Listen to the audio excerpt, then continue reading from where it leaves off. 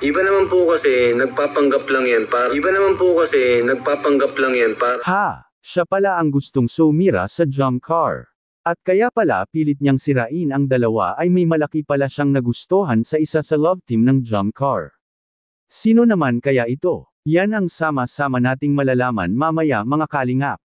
Magandang araw sa inyong lahat mga kalingap, sanay hindi nyo po makalimutan na mag-like sa video na ito.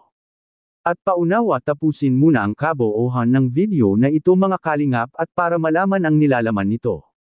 At maraming salamat po mga kalingap sa pagpatuloy na pagsuporta lalo na kay Kuya Val Santos Matubang at Kalingap Rab. Jump Car ang isa sa mga serye na inaabangan ng karamihang taga-subaybay ni Kalingap Rab. Kaya hindi malabong may pilit na sumisira sa dalawang sikat na love team na ito mga kalingap. Sa kanilang kasikatan ngayon at natatanggap na mga biyaya ay tiyak natin mga kalingap na marami talagang mapaisip at mag-iisip ng masama para masira at magkahiwalay lang ang tambalang jump car.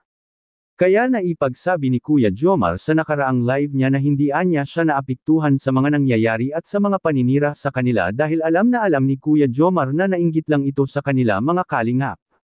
May punto rin naman si Kuya Jomar mga kalingap dahil sino ba naman ang hindi maiinggit sa mga biyayang natatanggap nila ngayon mga kalingap. Na sobrang malalaking halaga na ang ipinapadala at itinutulong sa mga nagmagandang loob sa dalawang love team na ito. Katulad na lang dati kay Erica na pinagplanuhan ito ng mga ibang tumutulong sa kanya at pinayuhan na umalis sa Team Kalingap at para masira ang pangalan ni Erica at para maputol ang mga tulong na matatanggap nito mga kalingap. Na magmumula sa mga solid supporters ni Kalingap Rab. Sabi ng ilan na mabuti na lang anya na hindi nagtagal si Erica sa Team Kalingap dahil sa may pusong traidor nga ito mga kalingap dahil hindi niya pinakinggan ang gustong mangyayari ni Kalingap Rab para sa kanya. Dahil ang pinakagusto talaga ni Kalingap Rab dati kina Erica na kahit magpa-vlog lang siya dati kahit sa isang linggo ay 2 beses lang mga kalingap ngunit mas pinili pa rin ito ang talikuran at kalimutan na lang lahat ang nagawang tulong ni Kalingap Rab para sa kanya at pati na rin sa kanyang mga pamilya. Ang nangyayari ngayon sa jump car mga kalingap ay halos ganito rin ang nangyayari sa panahon ni Erica noong siya pa ay nasa Kalingap pa. Kaya ngayon ang jump car na naman ang hinahanapan ng mga isyu sa mga nagbabalak na sirain ang dalawa mga kalingap at para matigil na ang mga tulong sa dalawang sikat na love team na ito mga kalingap.